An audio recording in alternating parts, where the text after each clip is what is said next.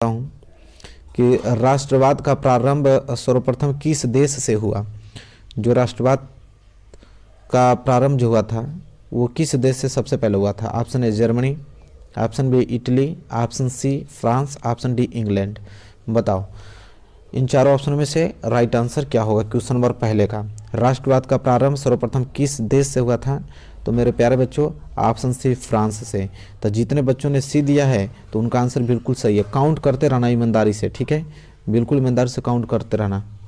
चलो तो पहला का सी हो गया। आगे अगर हम बढ़ें और दूसरा प्रश्न देखें, देखो दूसरा प्रश्न यह है कि फ्रांस की क्रांति हुई थी, फ्रांस की क्रांति हुई कब। ऑप्शन ए 1788 में, ऑप्शन बी 1789 में, ऑप्शन सी 1790 में और ऑप्शन डी 1787 में। चलिए बताइए क्या होगा राइट आंसर। क्वेश्चन नंबर दूसरे का फ्रांस की क्रांति कब हुआ था, ठीक है, जो कि बहुत ज़्यादा very very most important question है। तो इसका हो जाएगा ऑप्शन बी 1789 में, ठीक है। तो क्वेश्चन दूसरे का बी जो है सही आंसर है। जितने बच्चों ने बी दिया उनका आंसर बिल्कुल सही है, ठीक है। चलिए मेरे प्यारे बच्चों अगला प्रश्न देखो क्या है। प्रश्न नंबर तीसरा, देखो प्रश्न तीसरा यह है कि भारत छोड़ो आंदोलन किसने प्रारंभ किया था। Option A Gopal Krishna Gokhale, option B Bal Gangadhar Tilak, option C Subhash Chandra Bose और ऑप्शन डी महात्मा गांधी। बताओ भारत छोड़ो आंदोलन किसने प्रारंभ किया था। बहुत प्यारा प्रश्न है।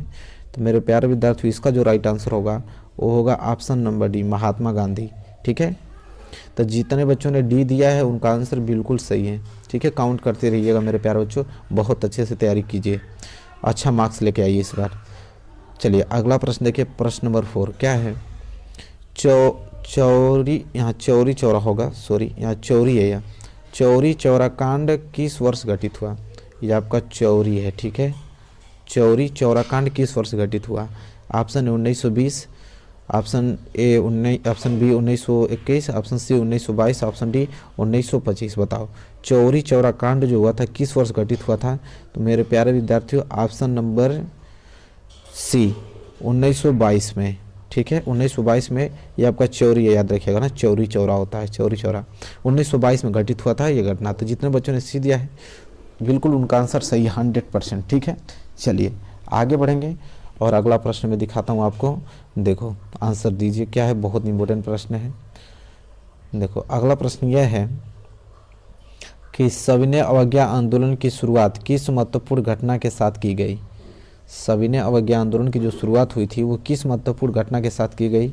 ऑप्शन में पढ़ता हूँ, नीचे ऑप्शन है, ठीक है, बताइए। मैं थोड़ा बड़ा कर देता हूँ, बताओ।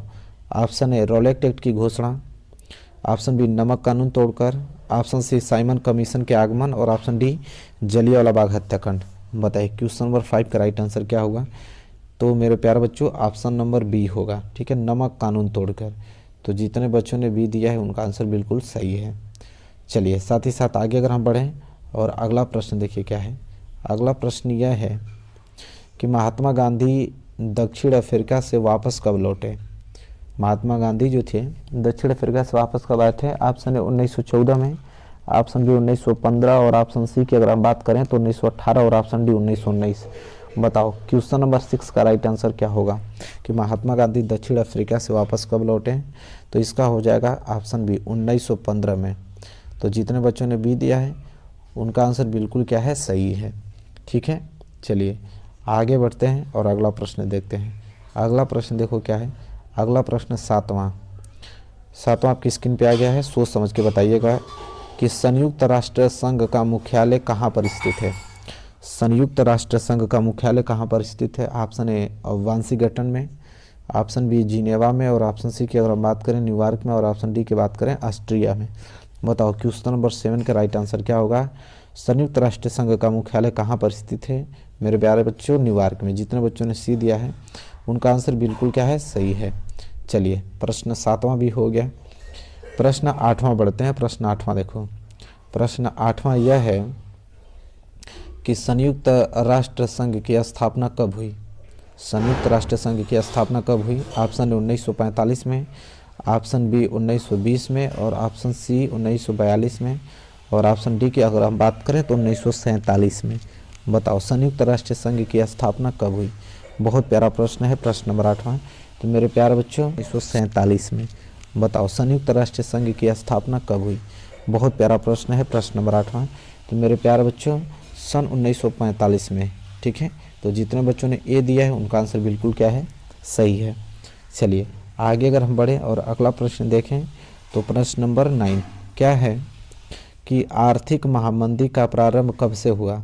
जो आर्थिक महामंदी आई थी भारत में वो कब से आई थी। ऑप्शन है 1919 में, ऑप्शन बी 1924 में, ऑप्शन सी 1929 में, ऑप्शन डी 1934 में। बताओ आर्थिक महामंदी का प्रारंभ कब से हुआ। बहुत प्यारा प्रश्न है। तो इसका हो जाएगा ऑप्शन सी 1929 में। तो जितने बच्चों ने सी दिया है उनका आंसर बिल्कुल क्या है, सही है। चलिए फटाफट आगे बढ़ते हैं और अगला प्रश्न अगर आप दिखाऊं तो प्रश्न 10वां। देखो प्रश्न 10वां यह है कि भूमि एक यहाँ पे भरना है संसाधन है, मतलब भूमि एक प्राकृतिक संसाधन है कि भूमि एक मानव निर्मित संसाधन है कि भूमि एक सौर ऊर्जा से निर्मित संसाधन है कि भूमि एक इनमें से कोई नहीं है, बताना है। बहुत प्यारा प्रश्न है, प्रश्न नंबर 10वां। तो इसका राइट आंसर हो जाएगा मेरे प्यारे बच्चों ऑप्शन ए प्राकृतिक, क्योंकि भूमि एक ऐसा संसाधन है, प्राकृतिक संसाधन है। तो जितने बच्चों ने ए दिया है उनका आंसर क्या है, सही है। चलिए आगे बढ़ते हैं और अगला प्रश्न अगर मैं दिखाऊं आपको तो अगला प्रश्न नंबर 11 यह है कि चाय की खेती के लिए कौन सी मिट्टी उपयुक्त है।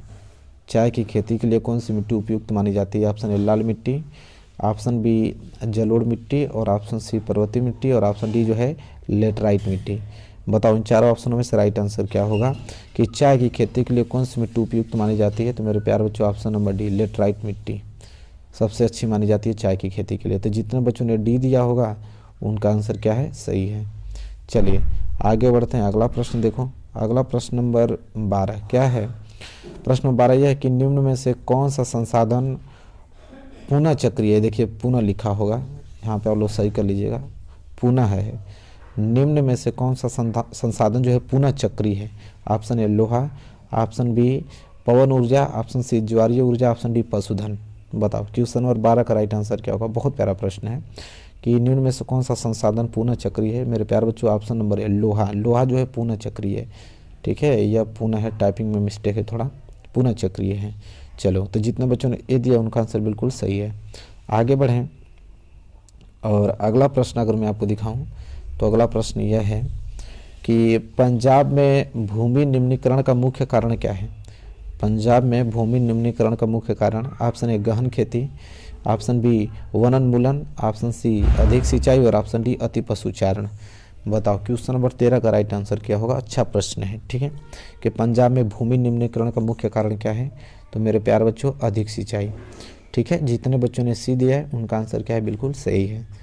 चलिए अगर आगे बढ़ते हैं और अगला प्रश्न अगर मैं आपसे पूछूं तो अगला प्रश्न यह है, मैं थोड़ा छोटा कर देता हूँ पूरा दिखे। हाँ अगला प्रश्न यह है कि निम्नलिखित में से कौन सा नवीकरण योग्य संसाधन नहीं है।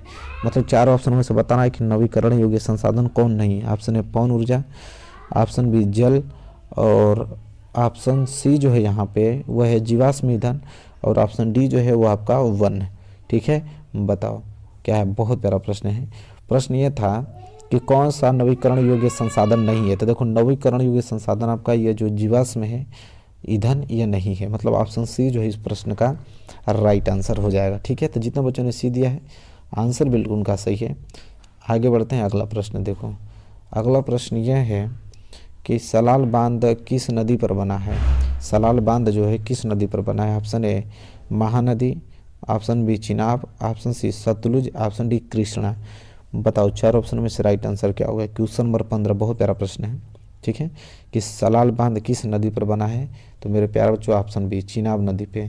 तो जितने बच्चों ने बी दिया है उनका आंसर बिल्कुल क्या है, सही है। चलिए आगे अगर हम बढ़े अगला प्रश्न की अगर हम बात करें तो प्रश्न नंबर 16 देखिए प्यारा प्रश्न है कि बांधों को भी कहा जाता है, मतलब बांधों को बहुउद्देशीय परियोजना कहा जाता है कि जल स्रोत भी कहा जाता है कि बाढ़ नियंत्रण का उपाय भी कहा जाता है कि जल का भंडार कहा जाता है। मतलब बांधों को इनमें से और क्या कह सकते हैं हम, ठीक है, यह पूछ रहा है प्रश्न, प्यारा प्रश्न है। तो देखो मेरे प्यारे बच्चों बांधों को ना हम बहुउद्देशीय परियोजना भी कहते हैं, ठीक है। तो जितने बच्चों ने ए दिया है आंसर उनका बिल्कुल सही है, ठीक है। चलिए काउंट करते रहिएगा आप लोग अच्छे से। प्रश्न 17 देखो, प्रश्न नंबर 17 पूरा दिखाता हूँ प्रश्न यहाँ अब पूरा दिख रहा है। क्या है कि निम्नलिखित में से कौन सी फसल मोटे अनाज के अंतर्गत सम्मिलित की जाती है। मतलब चारों ऑप्शन में से कौन सी ऐसी फसल है जो मोटे अनाज के अंतर्गत सम्मिलित की जाती है। ऑप्शन ए चना, ऑप्शन बी मूंगफली, ऑप्शन सी ज्वार, ऑप्शन डी मूंग।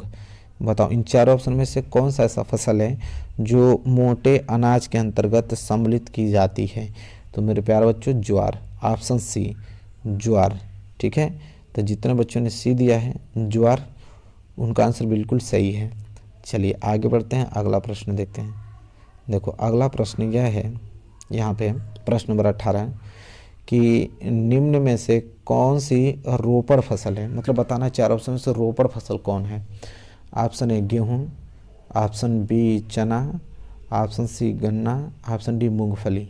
बताओ इन चारों ऑप्शन में से राइट आंसर क्या होगा। निम्न में से कौन सी रोपड़ फसल है ये बताना है। ठीक है, तो इसका हो जाएगा मेरे प्यारे बच्चों ऑप्शन सी गन्ना। गन्ना जो है ना रोपड़ फसल है। ऑप्शन सी जो है इस प्रश्न का राइट आंसर हो जाएगा। चलिए आगे अगर हम बात करें तो अगला प्रश्न देख लो, प्रश्न नंबर 19। देखो प्रश्न नंबर 19 यह है कि निम्नलिखित में से कौन सी एक रेशेदार फसल है। मतलब रेशेदार फसल पूछ रहा है। ऑप्शन ए जूट, ठीक है, और आगे अगर हम पढ़ें तो option B coffee, option C जौ, ऑप्शन डी रबर। मतलब इन चारों ऑप्शन में से बताना है कि कौन सा रेशेदार फसल है। तो सिंपल जवाब आपका रहेगा पहला ही, ठीक है, जूट, क्योंकि जूट जो है एक रेशेदार फसल होती है। ठीक है, तो जितने बच्चों ने ए दिया है उनका आंसर बिल्कुल क्या है, सही, 100% सही है। ठीक है, चलिए 20वां प्रश्न 20वां यह है कि कोरबा प्रसिद्ध है। कोरबा प्रसिद्ध है किसके लिए। ऑप्शन ए प्राकृतिक गैस के लिए, ऑप्शन बी कोयला के लिए, ऑप्शन सी सौर ऊर्जा के लिए, ऑप्शन डी बॉक्साइट के लिए। बताओ कोरबा जो है प्रसिद्ध है किसके लिए। अच्छा प्रश्न है, प्यारा प्रश्न है। तो कोरबा प्रसिद्ध है मेरे प्यारे बच्चों कोयले के लिए। किसके लिए, कोयले के लिए। तो जितने बच्चों ने बी दिया है उनका आंसर बिल्कुल सही, 100% सही है। ठीक है, चलिए आगे बढ़ते हैं और अगला प्रश्न मैं आपको दिखाता हूँ, प्रश्न 21। देखो प्रश्न 21 है जो अच्छा प्रश्न है। ठीक है, मैं छोटा कर देता हूँ ताकि दिखे। देखो यह है कि निम्नलिखित में से कौन सा ऊर्जा का गैर परंपरागत स्रोत है। बताना है चार ऑप्शन में से कि ऊर्जा का गैर परंपरागत स्रोत कौन है। ऑप्शन है सौर ऊर्जा, ऑप्शन बी कोयला, ऑप्शन सी पवन ऊर्जा और ऑप्शन डी ज्वारीय ऊर्जा। बताओ 21 का राइट आंसर क्या होगा। अच्छा प्रश्न है। तो ऊर्जा का गैर परंपरागत स्रोत पूछ रहा है मेरे प्यारे बच्चों, तो ऑप्शन बी कोयला होगा। ठीक है, कोयला। तो जितने बच्चों ने बी दिया है उनका आंसर बिल्कुल क्या है, सही है। चलिए आगे बढ़ते हैं और अगला प्रश्न मैं आपसे पूछता हूँ। अगला प्रश्न देखो इम्पोर्टेंट है, क्या है, एंथ्रेसाइट का संबंध जो है किस खनिज से है। एंथ्रेसाइट का संबंध किस खनिज से है। ठीक है, ऑप्शन है तांबा, ऑप्शन बी सोना, option B bauxite, option C कोयला। बताओ 22 का राइट आंसर क्या होगा। तो मेरे प्यारे बच्चों अच्छा प्रश्न है, एंथ्रेसाइट का संबंध किस खनिज से है। और यह प्रश्न बहुत बार एग्जाम में आ चुका है। तो कोयला से, एंथ्रेसाइट का संबंध किससे, कोयला से है। तो ऑप्शन डी जो है इस प्रश्न का राइट आंसर हो गया। जितने बच्चों ने डी दिया है उनका आंसर बिल्कुल सही है। चलिए अगला प्रश्न पूछता हूँ आपसे। देखो अगला प्रश्न यह है कि मुंबई हाई प्रसिद्ध है। ऑप्शन है तेल शोधक कारखानों के लिए, ऑप्शन बी फिल्मी सिटी के लिए, option C gateway of India के लिए और ऑप्शन डी उपयुक्त में से कोई नहीं। बताओ मुंबई हाई प्रसिद्ध है इन चारों ऑप्शन में से किसके लिए। तो देखो मुंबई हाई जो प्रसिद्ध है ना वो तेल शोध कारखानों मतलब पेट्रोलियम के लिए प्रसिद्ध है। ऑप्शन ए। तो जितने बच्चों ने ए दिया है उनका आंसर बिल्कुल सही है। चलिए आगे अगर हम बात करें तो अगला प्रश्न दिखाता हूँ आपसे 24। देखो अगला प्रश्न 24 यह है कि भारत में पवन ऊर्जा का विशाल केंद्र कहाँ स्थित है। भारत में पवन ऊर्जा का विशाल केंद्र कहाँ पे स्थित है। तो देखो ऑप्शन पढ़ता हूँ। ऑप्शन ए जो है वह है तमिल और Uttarakhand, option B Tamil Nadu, option C Himachal Pradesh और ऑप्शन डी राजस्थान। बताओ क्या होगा राइट आंसर मेरे प्यारे बच्चों। प्रश्न एक बार फिर पढ़ देता हूँ कि भारत में पवन ऊर्जा का जो विशाल केंद्र कहाँ स्थित है। ठीक है, पवन ऊर्जा का विशाल केंद्र जो है कहाँ स्थित है। तो मेरे प्यारे बच्चों ऑप्शन बी तमिलनाडु। ठीक है, कहाँ पे, तमिलनाडु में। तो जितने बच्चों ने बी